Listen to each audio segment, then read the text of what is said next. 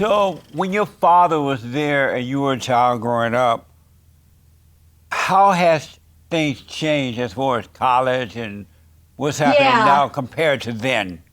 that's a great question. So something happened in the 1960s and 70s with the Civil War movement and the whole social change across America, and America's universities really switched into being I think they began viewing themselves as a source of producing culture, cultural change in the country rather than a place for research and education. And so that change really began then. I remember my mom telling me about going to the University of Akron as a young woman in Ohio and how they would sit around. This is the hippie era, and they would sit around and do consciousness raising sessions and talk about how there are no absolutes, that the values you were raised with of courage and faith and honesty, that all of those were relative and really only mattered as insofar as you wanted to believe in them, but everybody had their own reality and there was no real reality. And that's in Ohio at a small university.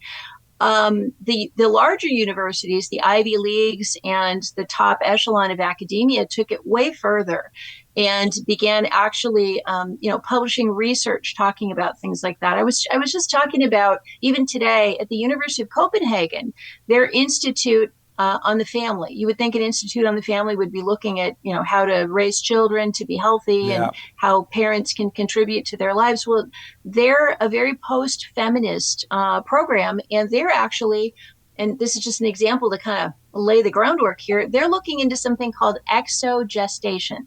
Now, gestation, of course, is when a woman carries a baby to term for 9 months in her womb. Exo means outside of. So, exogestation is this concept they've come up with that they said pregnancy is an illness. It's a burden. Our Wow. patriarchal society has given all the burden to women to have to propagate the species or continue the species. So they want to have machines outside the womb, where just like Brave New World, where they had the hatcheries, and they're actually with a straight face saying things like, well, then women will no longer be burdened with this responsibility and it will be gender equitable. Childbirth will become equitable because men also can have their own children, and they can contract out to have this exogestation without having a woman involved. So that's crazy talk. I mean, Yeah. like You I can see the look say on that your face. again. That's crazy. Yeah. That's just insane. But Yeah. that level of conversation where it's really detached from reality, it's detached from the lives of everyday people, and it is so psychologically like in their own tiny little world that I think they don't even understand how crazy they sound to the rest of us, Yes. talking about the burdens, that it's a gender discrimination against women that we have to bear children. I mean, that's biology, but they want to get rid of biology too. So what that thing that began in the 60s and 70s kind of went on that route to, we no longer do we care about the cultural traditions, the Western values, the faith traditions in this country, the Greek and Roman, all the great heritage that we have from Western civilization. Yeah. And they threw all of that out and really went to a radical, I would say almost Marxist, literally leaning in a communist direction of a whole different set of ideas. The problem with that, I mean, they can certainly do that, right? Anybody can think Right. whatever they want. But the problem with that, when you do it at a Harvard, is that Harvard is, it's the best university on the globe. It is the top number one research institution in the world. It attracts the best and the brightest. Most of our Supreme Court justices have gone to Harvard. If you look at the top CEOs and people in charge of our society in government and in industry, they all went to Ivy Leagues, Harvard, Yale, Stanford. And the problem there is that when that becomes an ideological hotbed of Marxism, of leftist ideology, then people get stamped out. And so we take the best and the brightest who might have come in with, who knows what political views Right. or conservative values. We put them in this mold.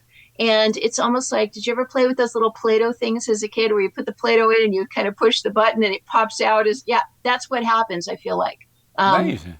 they take the raw material of very intelligent people and then mold them into those belief systems and then put them into the highest levels of society. And it's a problem. So is that what you call brainwashing? Well, it's subtle. It's very subtle. So I'll give you a couple of examples. You don't get to Harvard without being very aware of what it takes to get A's in your classes, because if all Harvard students have straight A's and a whole bunch of other things as well. So that's how you get into Harvard. So once you're there, they don't come out and say, Christianity is stupid or conservatives are wrong or we don't believe in that here. It's much more subtle. You'll turn in a paper, and in the paper, if you express a conservative value, or maybe you say something about your Christian faith, they will mark you down. You'll actually get a little red mark on there. It might not be on that section, but you'll get a bad grade. And you learn quickly to parrot back what the professor wants to hear. And Harvard students are the best at that because we've been doing that all through our high school careers. That's how we got there. And so it's subtle because once you do that long enough, you actually start thinking that way. That's amazing to me that adults can lose reality of common sense, the reality, and that someone can cause you to think a different way, and you don't know that that thinking is wrong. That's mind-blowing to me. It almost happened to me. So what MIT, the Massachusetts Institute of Technology, is the top technology school probably in the world. So you got MIT and Harvard, and they're about a mile and a half apart. So students at one can cross enroll and take classes in the other. So I took a lot of my courses at MIT as a graduate student at Harvard.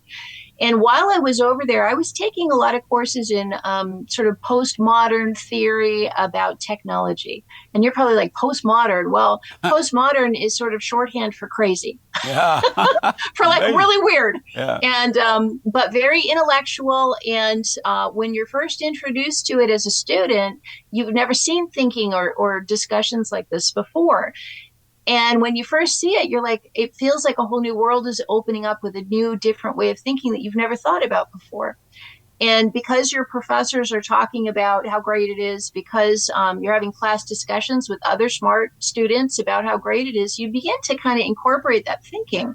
And for me, a couple years into that, I remember thinking, I have finally broken into the actual truth of the world. I mean, I have figured it, the real truth is here.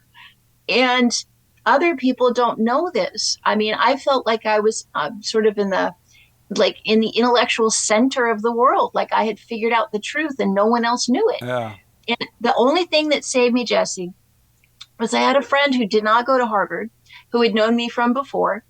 We got together and, had dinner, had lunch or something. And he said to me, because I'm telling him all these new ideas, and he said, Katherine, you're becoming weird. And I said, what do you mean I'm becoming? No. I'm becoming enlightened. And he said, no, you're becoming weird. And so if he hadn't had the patience to have that conversation with me, because I was 90% gone. Wow. And he talked me back and said, the stuff you're talking about. And I said, well, of course no one knows. He said, yeah, no one knows it because it's weird. So I was fortunate because I went into Harvard as a Christian. A lot of parents send their kids to school and know that college is one of the times your kids are likely to leave the faith. You send them in as, Bible believing Christians, and they come out as, lesbian Marxists. Yeah. That's an exaggeration, but it happens. Yeah, absolutely. And that's the process of how it happens. So I managed to escape my 12 years at Harvard with my conservative Christian values intact, but it was touch and go. It was a challenge. And so are you a conservative Christian now? I am, absolutely, yes. Really? Yeah. And how are you treated by your peers?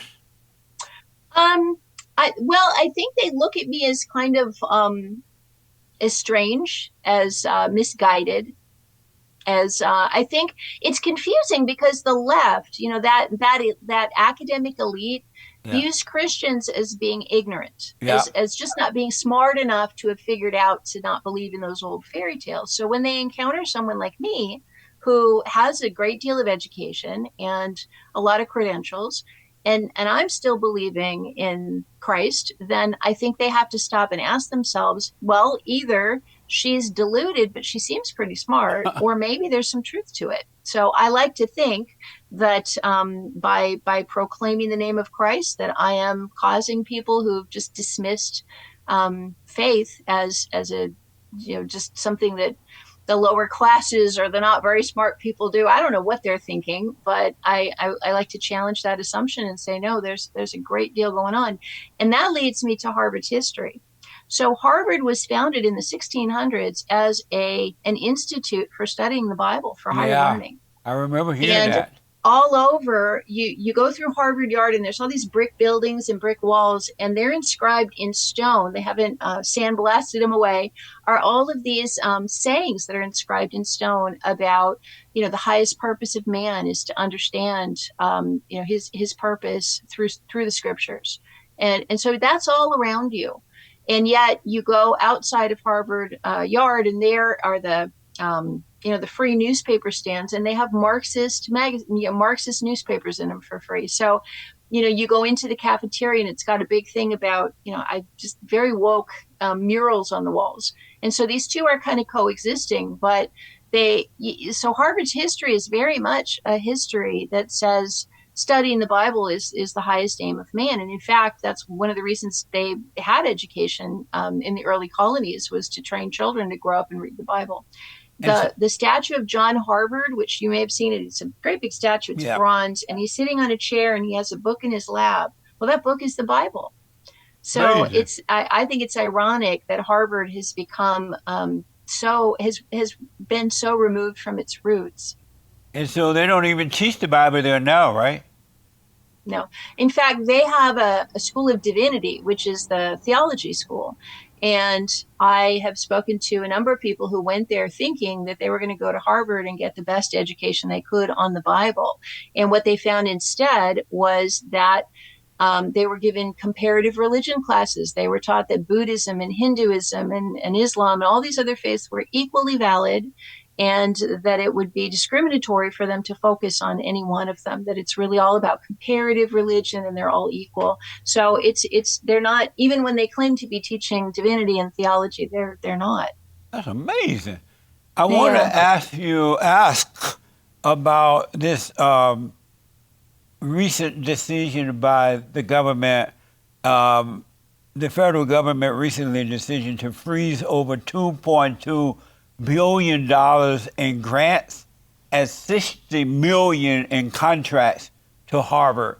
What do you think Yeah, about now that? they just added another billion, so maybe 3 billion here soon. Right on. So what people don't understand about the research universities, all right? So they're teaching universities and research universities. And Harvard, you would think it's a teaching university, but it's really a research university. And what that means is that the research that happens in our country into nuclear physics, into astronomy, into cancer treatments, into surgical innovations, all of that research, I won't say all of it, but the majority of that research is not happening in private research labs or government labs. It's happening in our nation's universities. So Harvard, I'm a breast cancer survivor, and I had a very innovative set of treatments. I had an innovative surgery that was developed by a Harvard professor who practiced and practiced medicine at the Dana-Farber Cancer Center. So there's this huge cancer center that is affiliated with Harvard.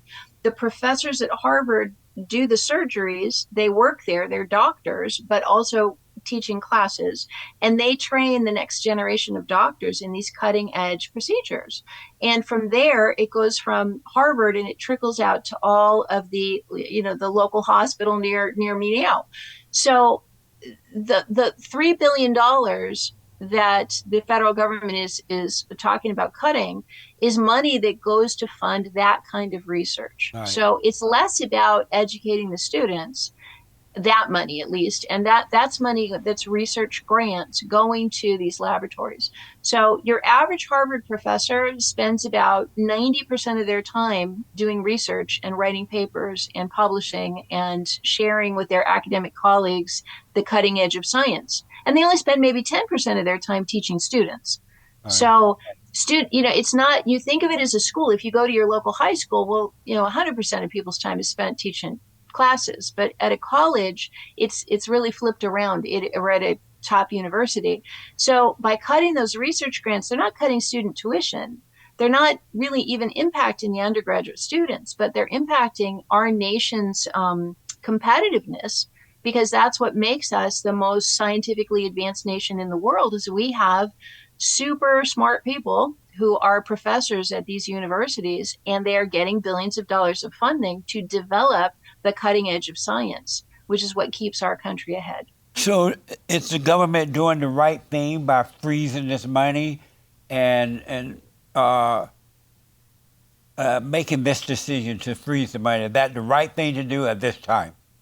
Well, it's interesting because Harvard, what President Trump is saying is, if you're going to continue to receive federal funds as a school, as a research institute and an educational institute, then you need to focus on those things Right. and stop with all the politics. Yeah. Stop with all of the, pro-Palestinian, anti-Semitic, anti-Israel. Stop with all of the campus protests.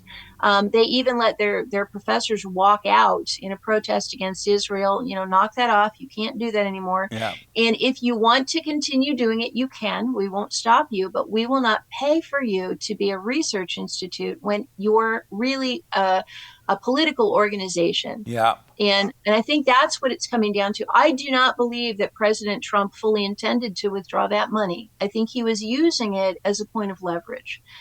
Someone told me they have read his Art of the Deal, and he said in there that anytime he goes into a negotiation, he goes in with leverage. And so leverage means, here's my leverage over you. You need $3 billion. I have the $3 billion. Now that we've established that I have leverage, now let me tell you what my demands are. And I think his demands are very reasonable, which is stop with the politics. Do you know Right. there are 13 Democratic higher education professors to every one Republican? That's not fair. That's Yeah. not right. Yeah. And it's because in order to become a professor there, you have to come through the system. So the professors at Harvard have gotten their doctorates at Yale. The professors at Stanford have gotten their doctorates at Cornell. So you go through the system, but the system is all left leaning. And so by the time you get to be a professor, you've already been molded by that system. Yeah. And that system then molds the next generation. So it's molding people to be very left leaning. And President Trump has said, I want to review your hiring practices to make sure that you're not hiring 13 Democrats for every one Republican. I want to go through the things that your professors are writing, and to the extent that they're political and leaning, Yeah. you need to correct that. So he gave them a list of demands, and I think it's reasonable. So this is the I right don't, thing I don't, then for the president to do. He's doing the right thing. well, I think he is. I hope that Harvard does not take this so far that they reject the funding.